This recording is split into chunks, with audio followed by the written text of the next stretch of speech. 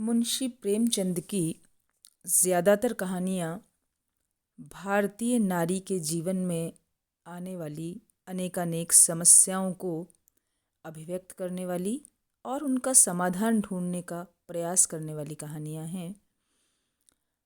शिकार कहानी भी एक समस्या प्रधान कहानी है, जिसमें नारी की मानसिक पीड़ा, उसकी कुंठा और उसके मन में पलने वाले दर्द का समाधान करके उसे त्याग और सेवा के कार्यों में लगाने का, उसकी ओर प्रेरित करने का प्रयास प्रेमचंद ने किया है। शिकार कहानी का जो कथानक है उसमें मुख्य रूप से कहानी की नायिका वसुधा है और उनका अमीर पति और उसके अलावा एक दासी मुनिया है। रानी वसुधा की गरीब दासी मुनिया राजकुमार का पालन पोषण करने के लिए नियुक्त की गई थी। अभी उसे बच्चों को खिलाने के लिए नौकर रखा गया था और केवल 3 दिन हुए थे। इन 3 दिनों में ही मुनिया ने यह भांप लिया कि रानी वसुधा का पति अपनी पत्नी को खाने पहनने की सुविधा तो देता है, लेकिन स्वयं स्वतंत्र जिंदगी जीता है। मुनिया यह देखकर रानी से कह देती है कि मेरी तो ऐसे आदमी से एक दिन भी नहीं बन सकती। वसुधा ने अपने पति का स्वभाव बताया, जो ये कहता था कि मैं तेरा गुलाम नहीं हूँ।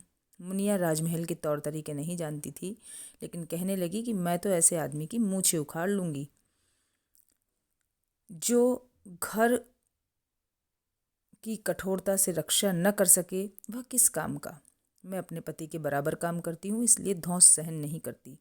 अगर वह घर बैठे भी खिलाता तब भी घर का काम इतना ही रहता है कि उसकी धौंस नहीं चल सकती। मुनिया के चले जाने के बाद वसुधा का मन उस ऐश्वर्य और विलास से सजे हुए महल से ऊबने लगा और उसके मन में आया कि भले ही टूटा फूटा झोंपड़ा ही हो, लेकिन यदि उसमें प्यार है तो मैं उसके गले लिपट कर खूब रोऊं। वसुधा को इस विशाल घर में आए 4-5 वर्ष हो गए थे। यहाँ संपत्ति तो अनंत थी, किंतु पति का प्रेम गौण हो गया था। वसुधा का मन संपत्ति से संतुष्ट नहीं था। वह पति प्रेम के लिए हाथ फैलाने लगा। उसके पति कुंवर गजराज सिंह सुंदर, उदार, शिक्षित, विनोदी और प्रेम का अभिनय करना जानते थे। वसुधा का सौंदर्य उनके विनोद का साधन मात्र था। वे घुड़दौड़, शिकार, सट्टा आदि मनोरंजनों में रमे रहते थे। वसुधा पति प्रेम से वंचित थी। 2 पुत्र थे, पर वह सुखी नहीं थी। कुंवर साहब 2-2 महीने शिकार पर रहते थे। अभी भी वे शिकार पर ही गए हुए थे और इस बार सबसे लंबी अवधि के लिए बाहर गए थे, अन्यथा वे सप्ताह 2 सप्ताह में लौट आते थे। फिर घुड़दौड़ और लंपट रईस जादों के साथ उनकी गप्पे उड़ती रहती थी। पति के रंग ढंग देखकर वसुधा कुढ़ती रहती थी और उसे हल्का ज्वर भी रहने लगा था। वसुधा ने टेलीफोन पर मैनेजर से कुंवर साहब के लौटने की तिथि पूछी। मैनेजर ने शेर मारने की सूचना दी और कहा कि इस समय वे पीलीभीत के जंगलों में हैं। उसने मोटर की व्यवस्था का आदेश दिया। डॉक्टर भी आया। उसने ज्वर में यात्रा न करने का परामर्श दिया, किंतु उसने अपना निश्चय बताया कि चाहे मोती क्यों न हो जाए, मैं पीलीभीत अवश्य जाऊंगी। और अंततः 2 मोटरों में वह पीलीभीत रवाना हो गई। बच्चों को प्यार किया और घर पर ही छोड़ दिया। मोटर बढ़ रही थी। वसुधा को बच्चों की याद भी आ रही थी। सड़क मार्ग में थकान भी थी, लेकिन उसे लगता था कि वहां पहुंचने में अधिक विलंब न हो जाए। नौकर ने कुंवर साहब को रानी के आने की इत्तला दी। कुंवर साहब ने देखा कि एक मोटर पर रानी साहिबा है और दूसरे पर बिस्तर कपड़े लदे हैं। वसुधा उस समय ज्वर में तप रही थी। अचेत अवस्था में वसुधा को गोद में लेकर कमरे में लाया गया और पहली बार कुंवर ने धूल भरे चेहरे पर जो प्रेम था उसकी झलक देखी। वह स्वयं अपने प्रिय के हृदय में बंद होने के लिए कष्ट पाकर यहाँ आई थी। कुंवर साहब को दुख था कि वसुधा ऐसे कष्ट सहकर सड़क मार्ग से क्यों आई। 21 दिन बाद वसुधा का ज्वर उतरा। वह अपने पति को शिकार पर जाने का आग्रह करने लगी। इन दिनों कुंवर साहब ने भी शिकार और शिकारियों से मिलना जुलना छोड़ दिया था। वे वसुधा के पत्थे में लगे रहे। वसुधा ने आग्रह किया कि बाहर जाओगे तो मन बहल जाएगा। कुंवर साहब जानते थे कि उनके शिकार पर आने के कारण ही वसुधा की यह हालत हुई है, उसे यहाँ आना पड़ा है। अंत में कुंवर साहब के साथ वसुधा ने भी शिकार खेलने का निश्चय प्रकट किया और वह भी शेर मारकर उसकी खाल पति को भेंट करना चाहती थी। कुंवर साहब वसुधा को शिकार का वृत्तांत सुनाने लगे। वसुधा ने भी धीरे धीरे बंदूक चलाना सीख लिया और कई दिनों बाद पति पत्नी साथ साथ शिकार खेलने के लिए तैयार हुए। दोनों एक ही मचान पर बैठे। नीचे कुछ दूर पर भैंसा बांध दिया गया। शेर के आते ही वसुधा पति से चिपट गई। शेर ने भैंसे पर आक्रमण किया। पहला वार खाली गया। चीते की उछाल से कुंवर साहब मचान से नीचे आ गिरे।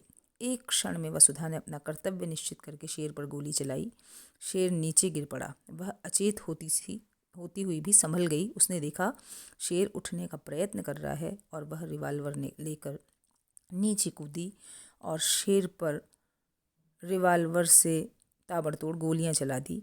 शेर ढेर हो गया। कुंवर साहब ने वसुधा को छाती से लगा लिया। 3 घंटे के बाद वसुधा की मूर्छा टूटी। कुंवर साहब ने वसुधा के साहस की प्रशंसा की और अगले दिन दोनों अपने घर के लिए रवाना हो गए। जो घर वसुधा को सूना सूना लगता था वही अब आनंद से भर गया। कुंवर साहब भी अब अपनी पत्नी के साथ ही बने रहने लगे। तो इस प्रकार शिकार कहानी की जो मूल संवेदना है उसमें प्रेमचंद ने पति पत्नी के बीच बढ़ते तनाव तथा शैथिल्य का मनोवैज्ञानिक उपचार करने के लिए एक कहानी गढ़ी है। कहानी की नायिका भौतिक दृष्टि से संपन्न है। उसे सुंदर शिक्षित पति प्राप्त हुआ है। वह स्वयं रानी साहिबा भी है। खाना पहनना, साज सज्जा, श्रृंगार आदि में वह अपना समय बिताने के लिए स्वतंत्र हैं। 2 लड़के हैं, दास दासियां हैं। किंतु बाहरी समृद्धि, ऐश्वर्य, विलास के नीचे वसुधा पति प्रेम की दृष्टि से कंगाल है। दूसरी ओर उसकी मुनिया दासी फटेहाल रहती है, गरीबी में जीती है, किंतु उसका अपने पति पर अनंत विश्वास है। दोनों को नित्य सानिध्य साहचर्य प्राप्त है।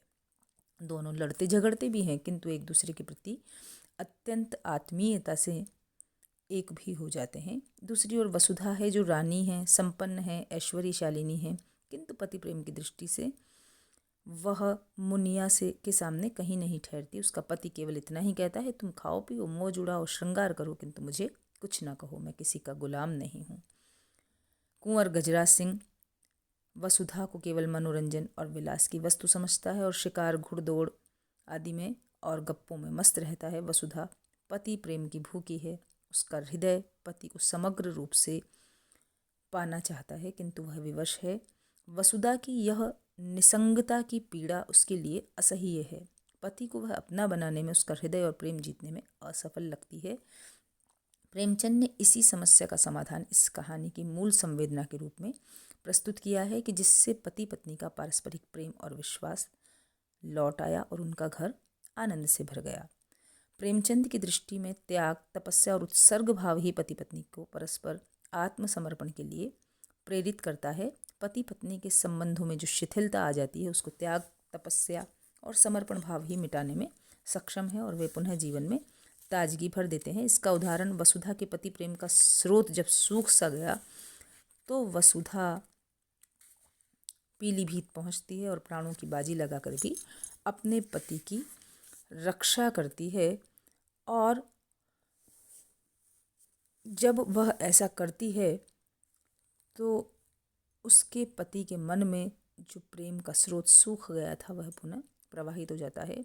प्रेमचंद ने वसुधा का उसके पति के साथ घना प्रेम दिखाने के लिए शेर के शिकार के समय वसुधा द्वारा शेर मारकर पति के प्राणों की रक्षा करने की घटना प्रकट करी है। जिस प्रकार महिला ने बंदूक चलाना सीखा ही था किंतु पति के प्राण संकट में देखकर वह शेर के मुंह के आगे आकर अपने प्राणों पर खेलकर भी पति के हृदय की स्वामिनी बन जाती है। इस प्रकार प्रेमचंद ने वसुधा के त्याग, सेवा, उत्सर्ग, तपस्या और सहनशीलता तथा सच्चे प्रेम के द्वारा ही दाम्पत्य को सुखी बनाने का उपचार बताया है। घर आने पर वसुधा और उसका पति निरंतर एक दूसरे के सानिध्य में रहते हैं और अब वसुधा को अपना हृदय कंगाल नहीं लगता है। यही इस कहानी की मूल संवेदना है।